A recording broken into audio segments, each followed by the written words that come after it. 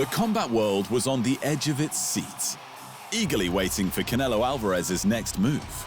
And rumor had it that it would be against none other than YouTuber turned boxer Jake Paul for a Netflix mega event.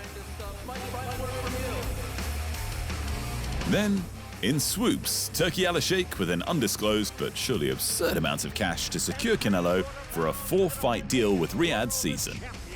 The Jake Paul fight was over before it even started.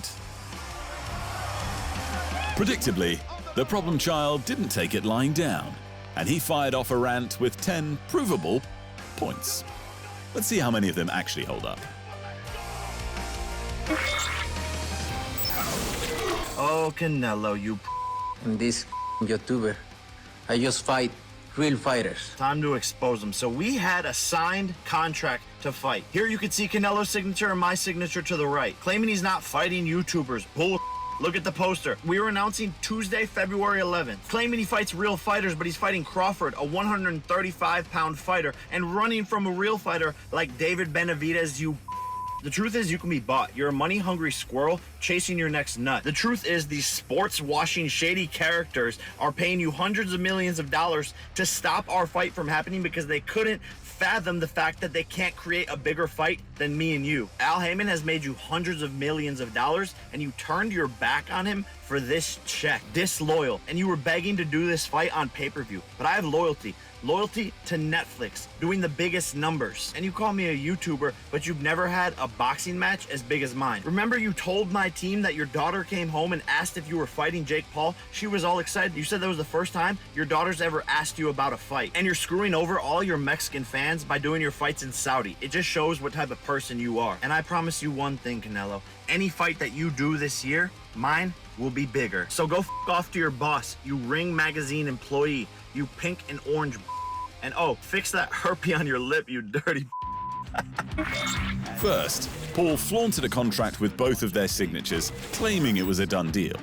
Sure, it might have been signed, but without knowing the terms, it's hard to say what it's really about.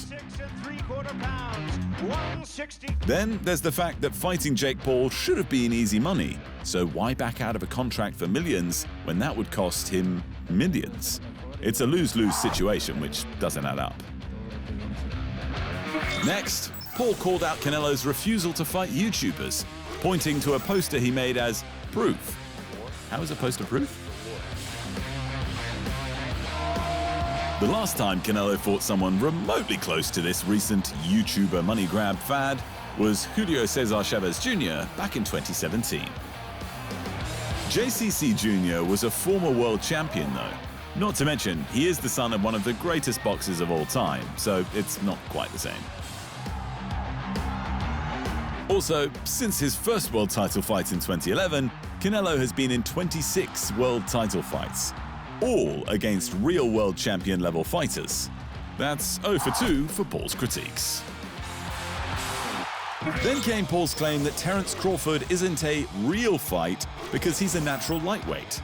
This is where things get at least a little interesting. Sure, Crawford is smaller, but he also became the undisputed champion in 2 divisions.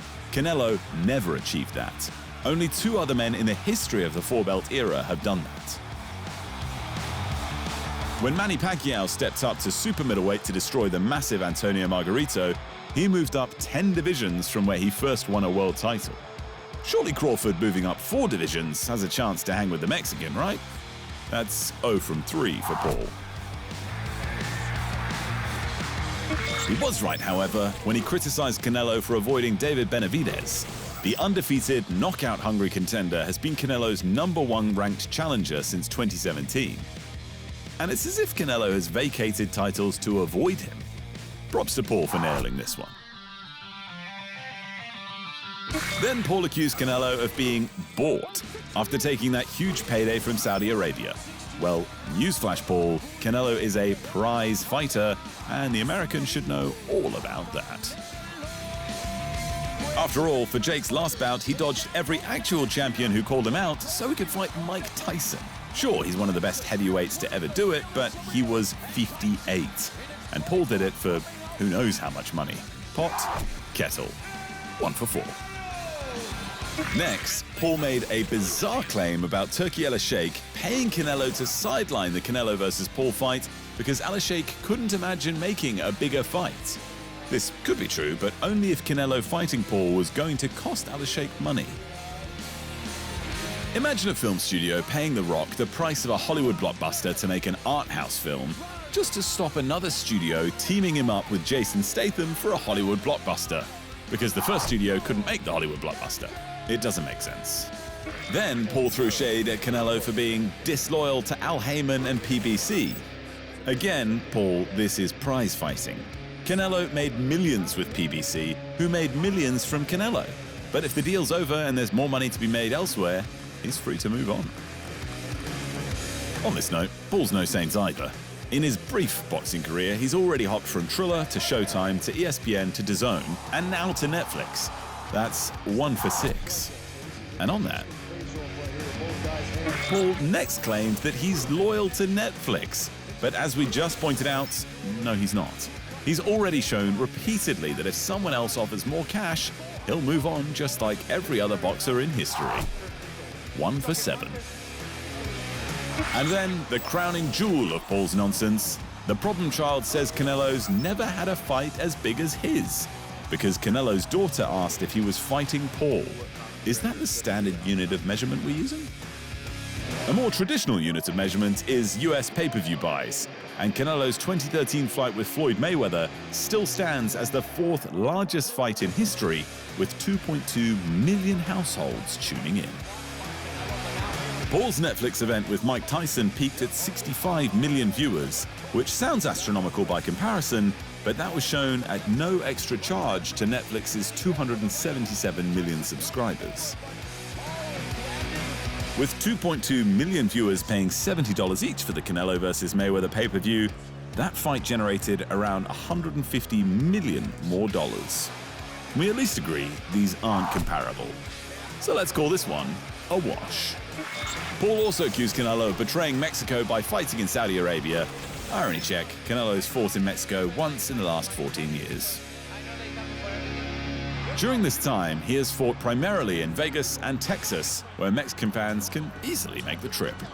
But the Crawford fight is already slated for Vegas, so it's business as usual. 1 for 8. And finally, Paul said his next fight will be bigger than anything Canelo does. And this could be true, depending on your unit of measurement. But that will likely all depend on one person. And that person is Conor McGregor. Because what other big-name opponents are left that Jake Paul would risk his name against? While he's still under contract with the UFC, he hasn't won a fight in years. And White would possibly give him a pass if it means the UFC gets a cut of the action.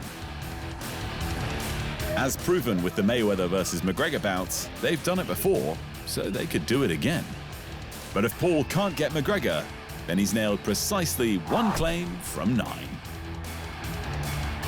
At the end of the day, no matter what Paul says about Canelo's decision, Canelo wins, both in the ring and out, at least 9 times out of 10.